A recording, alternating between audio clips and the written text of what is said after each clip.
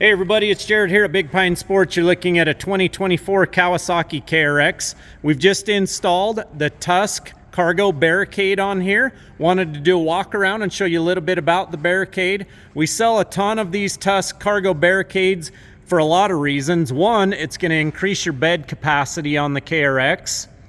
Very nice. It looks super cool. And you have a ton of additional tie-down locations to secure your cargo. Now you do still have your stock 4D rings.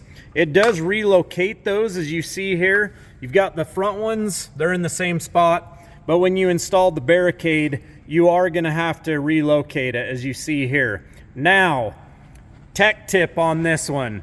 Some of these fit like a glove. They're so easy to put on. All you're gonna undo is your cage bolts here. These are threaded on the back side. They don't have a nut on the back side. But if you're having a hard time getting those lined up, that tech tip for you, you need to start loosening up the cage bolts. Right here and right here. Do it on both sides.